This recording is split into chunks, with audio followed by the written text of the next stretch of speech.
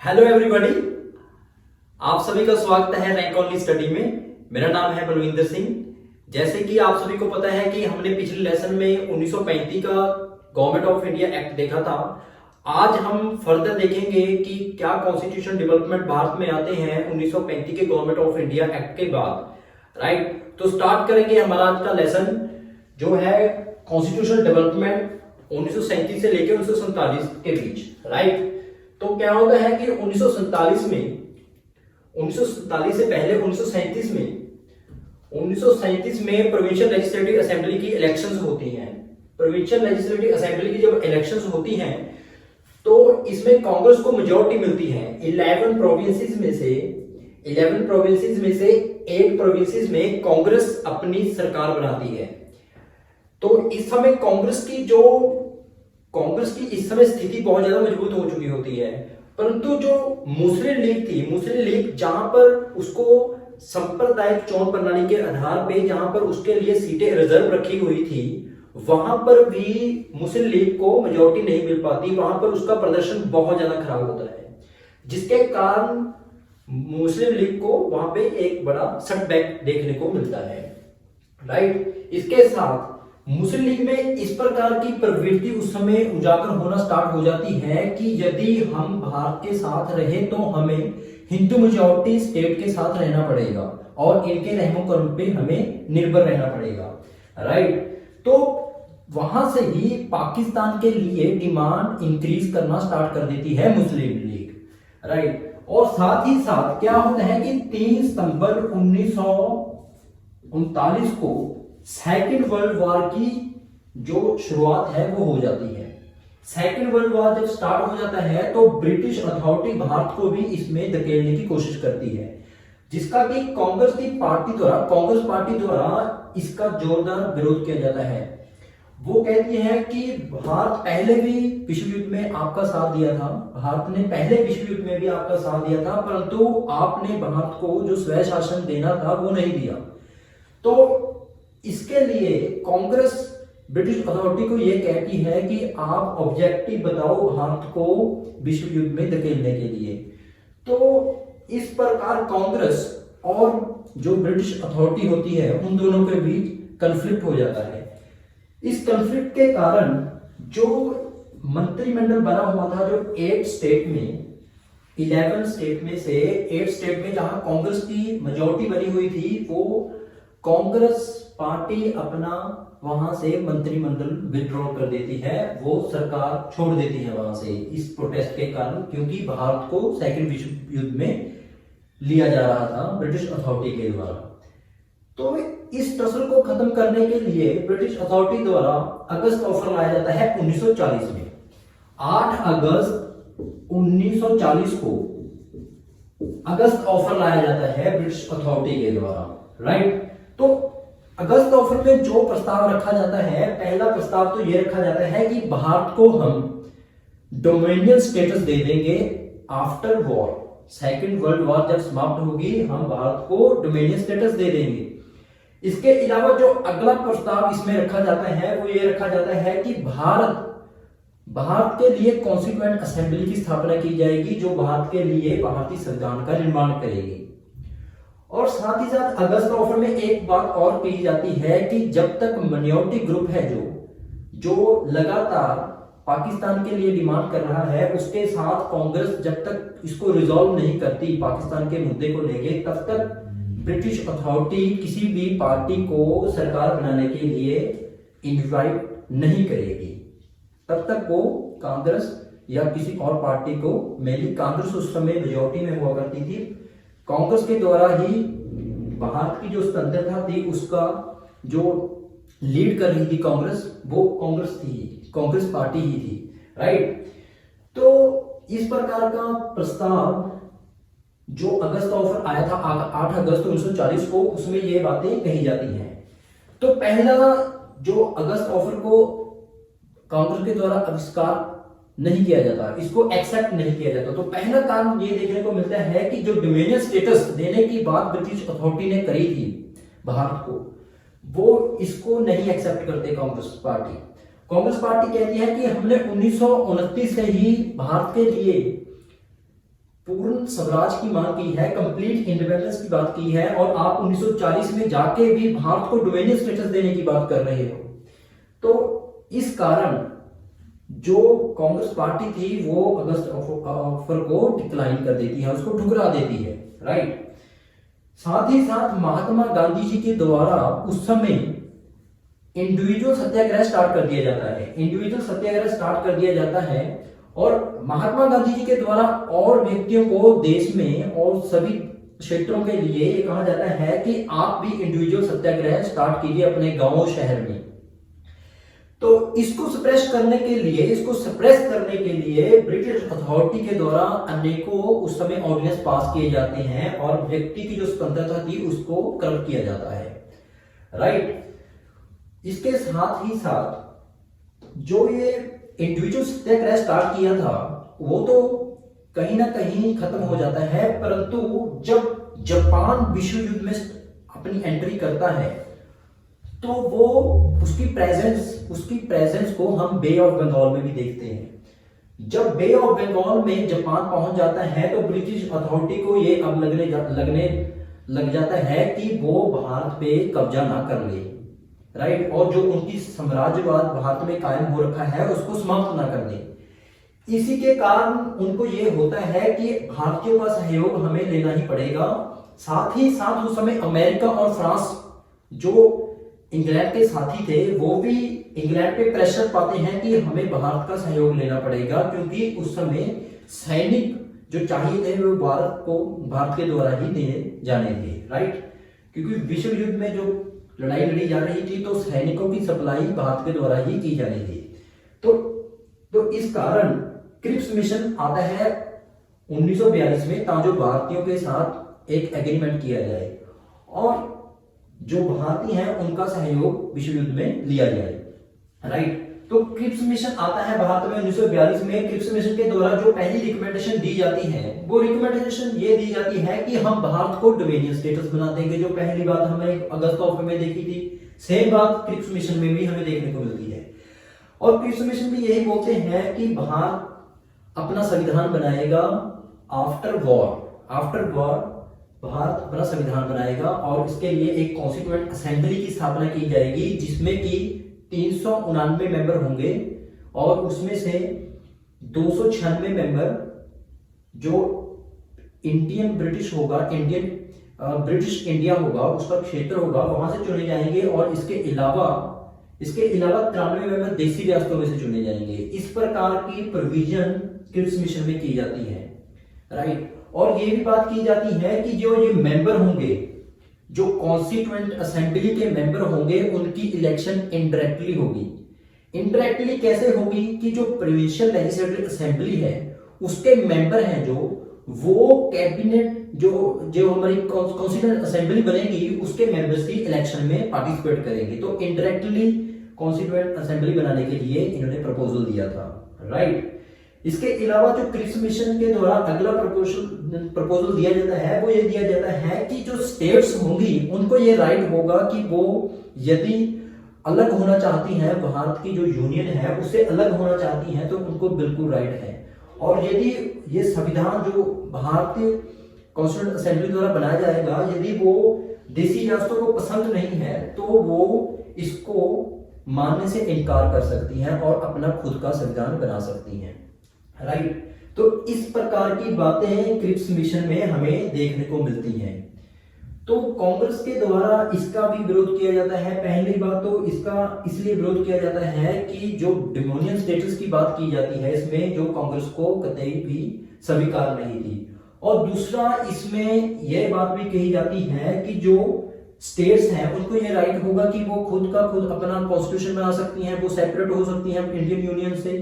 तो ये एक प्रकार से भारत की जो स्वतंत्रता थी और जो भारत की अखंडता थी उसको समाप्त करने के लिए ये ब्रिटिश जो अथॉरिटी थी उसके द्वारा एक कदम उठाया गया था, जिसको कि कांग्रेस पार्टी ने खारिज कर दिया, राइट।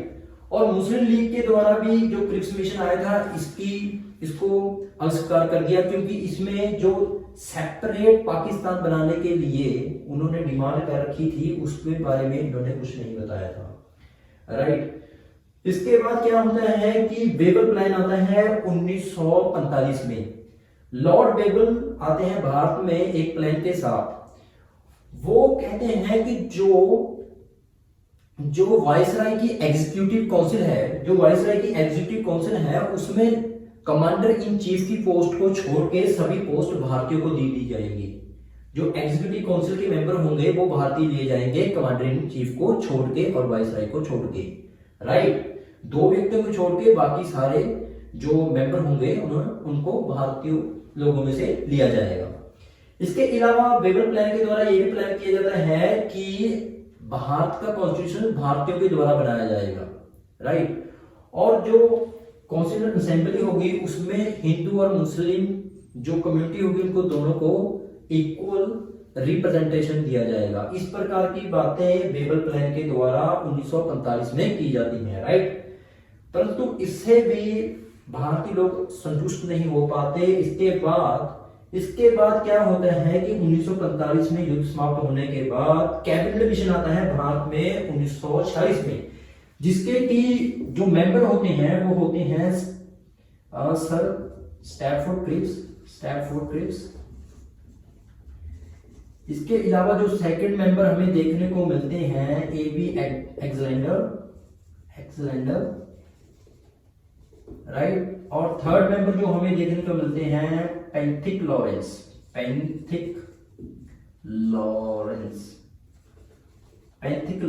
ये 3 मेंबर कैबिनेट मिशन के हमें देखने को मिलते हैं। आप इनको याद कर लीजिएगा, कई बार आपको कॉम्पिटिटिव एग्जाम में कैबिनेट मिशन के मेंबर्स के बारे में क्वेश्चन देखने को मिलता है, राइट। तो कैबिनेट मिशन के द्वारा जो पहला प्रस्ताव रखा जाता है वो ये रखा जाता है कि भारत में एक यूनियन की स्थापना होगी। भारत एक यूनियन बनेगा जिसमें कि जो ब्रिटिश अथॉरिटी के अंडर जो एरिया है वो इसमें शामिल होंगे, देसी रियासतों के क्षेत्र इसमें शामिल होंगे। तो एक प्रकार से इसको एक यूनियन बनाया कि उन्होंने प्रस्ताव रखा था। इसके अलावा जो सेकंड प्रस्ताव उन्होंने रखा था वो ये रखा कि जो सिक्योरिटी मैटर होंगे, इसके अलावा सिक्योरिटी मैटर, पॉलिटिकल अफेयर्स, इसके अलावा जो फॉरेन अफेयर्स हो गए, इसके अलावा जो टेलीकम्युनिकेशन डिपार्टमेंट हो गया, टेलीकम्युनिकेशन मिनिस्ट्री होगी, उसको छोड़ के बाकी और सभी जो क्षेत्र होंगे वो राज्यों को दे दिए जाएंगे और जो रेजिडुअरी पावर्स होंगी वो भी स्टेट्स को ही दे दी जाएंगी। इस प्रकार का प्रस्ताव कैबिनेट मिशन के द्वारा किया जाता है। इसके अलावा कैबिनेट मिशन एक और प्लान पेश करता है जिसमें ये पूरे देश को 3 ग्रुप में डिवाइड करने की बात करता है, जिसमें ए ग्रुप और बी ग्रुप और सी ग्रुप, 3 ग्रुप में डिवाइड करने की बात करता है। ए ग्रुप में आपको देखने को मिलते हैं हिंदू मेजॉरिटी क्षेत्र, हिंदू मेजॉरिटी स्टेट्स। इसमें आपको देखने को मिलता है मुस्लिम मेजॉरिटी। बी ग्रुप में आपको मुस्लिम मेजॉरिटी स्टेट देखने को मिलती हैं, राइट। इसमें हमें बंगाल और असम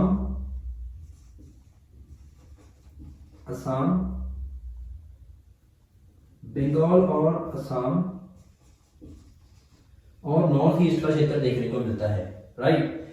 हिंदू मेजॉरिटी जो स्टेट्स होती हैं उसमें मुख्य रूप से कौन कौन सी स्टेट शामिल की जाती हैं? तो पहली स्टेट जो इसमें शामिल की जाती है वो की जाती है मद्रास, बॉम्बे, सेंट्रल प्रोविंस, बिहार, उड़ीसा। इस प्रकार से हिंदू मेजॉरिटी स्टेट्स में इनको शामिल किया जाता है। इसके अलावा जो बी ग्रुप है जहां मुस्लिम मेजॉरिटी स्टेट्स आती हैं उसमें कौन कौन सी स्टेट्स शामिल की जाती हैं?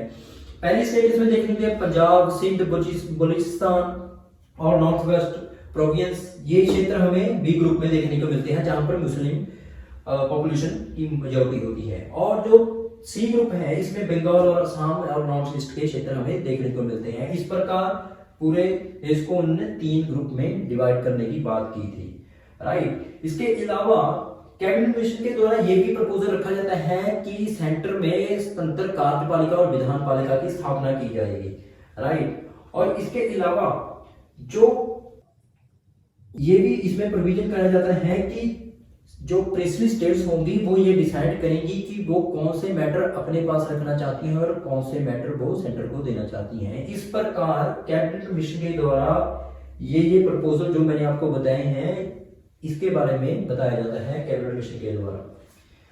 उसके बाद फिर प्रपोजल रखा जाता है इंटरिम गवर्नमेंट बनाने के लिए, जिसमें कि उनके द्वारा 14 मेंबर्स की एक सरकार बनाने के लिए कहा जाता है, जिसमें कि मुख्य रूप से 6 मेंबर्स आपको कांग्रेस के देखने को मिलेंगे और 5 मेंबर मुस्लिम लीग की तरफ से और 1 मेंबर सिख और 1 पारसी और 1 क्रिश्चियन मेंबर भी आपको इस सरकार में देखने को मिलता है जो प्रपोजल आता है इंटरिम गवर्नमेंट बनाने के लिए। परंतु क्या होता है कि 16 अगस्त 1947 को, माफ कीजिएगा 16 अगस्त 1946 को मुस्लिम लीग के द्वारा एक प्रपोजल रखा जाता है डायरेक्ट एक्शन का, जिसमें कि मुस्लिम लीग द्वारा ये प्रपोजल रखा जाता है कि हम पाकिस्तान को अलग नेशन बना के ही रहेंगे, पाकिस्तान एक अलग नेशन बनेगा ही बनेगा। इस प्रकार का प्रपोजल रखा जाता है मुस्लिम लीग के द्वारा, जिसके कारण देश में हिंसक घटनाएं होनी स्टार्ट हो जाती हैं और हजारों लोगों की वहां पर मृत्यु हो जाती है। इसके साथ ही साथ जो इंटरिम गवर्नमेंट है उसमें मुस्लिम लीग को शामिल करने के लिए कोशिश की जाती है, परंतु मुस्लिम लीग इसमें शामिल नहीं होती। वो उनका एक ही मोटिव होता है कि पाकिस्तान एक सेपरेट नेशन बने, बाहर से अलग एक नेशन पाकिस्तान बने, राइट। तो इसके बाद इतनी सारी हिंसा होने के बाद ब्रिटिश अथॉरिटी द्वारा एक और प्लान लेके आया जाता है माउंटबेटन की अध्यक्षता में। माउंटबेटन प्लान आता है 3 जून 1947 को। माउंटबेटन के द्वारा जो प्रस्ताव रखा जाता है वो ये कहते हैं कि भारत के संबंध में जो सांप्रदायिकता को लेके जो प्रॉब्लम क्रिएट हो रही है उसका हल सिर्फ देश की जो पार्टीशन है, देश को पार्टीशन करके ही इसका सॉल्यूशन किया जा सकता है, देश को डिवाइड करके ही इसका सॉल्यूशन किया जाता है। तो माउंटबेटन के द्वारा जो प्लान रखा जाता है उसमें यह कहा जाता है कि भारत और पाकिस्तान 2 अलग नेशन बनेंगे और पंजाब, बंगाल और इसके अलावा नॉर्थ वेस्टर्न प्रोविंस इन क्षेत्रों को डिवाइड किया जाएगा। साथ ही साथ जो नॉर्थ वेस्टर्न प्रोविंस हो गया इनमें जनमत संग्रह होगा कि क्या ये क्षेत्र पाकिस्तान में शामिल होना चाहते हैं या भारत में शामिल होना चाहते हैं। इस प्रकार माउंटबेटन प्लान के द्वारा देश को डिवाइड करने के लिए एक मैप तैयार किया जाता है, राइट। माउंटबेटन प्लान के बाद इंडियन इंडिपेंडेंस एक्ट आता है 18 जुलाई 1947 को, जो माउंटबेटन प्लान जो माउंटबेटन प्लान आता है उसी पर आधारित होता है। इसमें क्या किया जाता है कि भारत और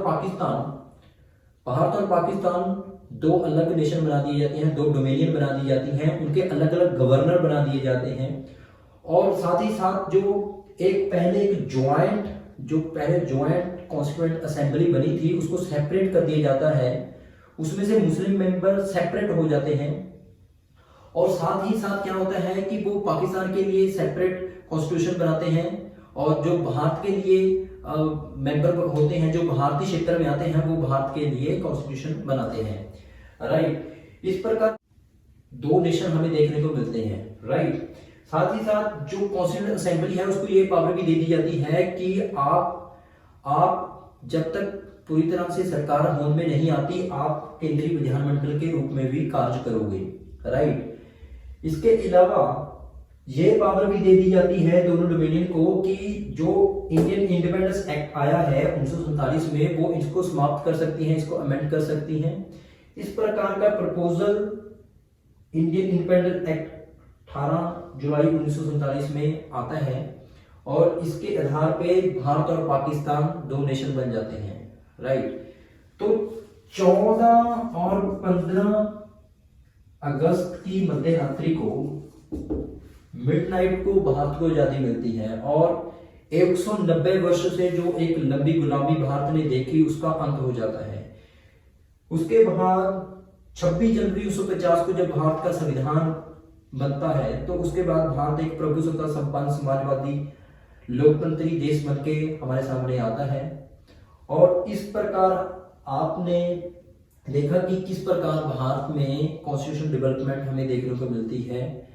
1773 से लेके 1947 तक हमने इस लेसन में पढ़ा है, और उम्मीद करता हूं यदि आपको ये लेसन अच्छी तरह से समझ आ गया होगा। यदि आपको किसी प्रकार की कोई दिक्कत आई है इस लेसन में तो आप मुझे कमेंट करके जरूर बताएं। और अगले लेसन में हम एमसीक्यू देखेंगे इस चैप्टर से रिलेटेड, और उस एमसीक्यू को सॉल्व करेंगे और मिलते हैं फिर हम अगले लेसन में। तब तक के लिए आप सभी का बहुत बहुत धन्यवाद। मिलते हैं हमारे अगले लेसन में।